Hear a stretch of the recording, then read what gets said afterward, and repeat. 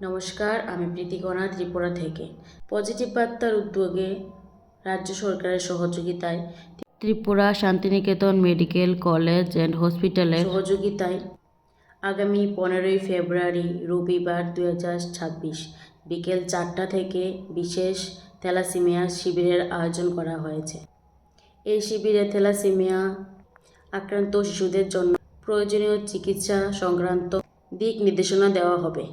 এর পাশাপাশি যুবক যুবতীদের বিবাহপূর্ণ থ্যালাসেমিয়া রোগ নির্ণয়ের জন্য রক্ত পরীক্ষা ও কাউন্সেলিংয়ের গুরুত্ব সম্পর্কে সচেতন করা হবে।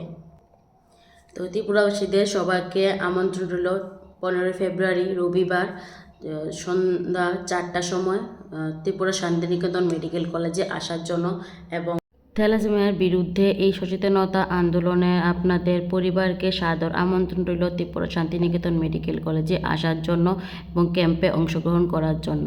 নমস্কার, ধন্যবাদ।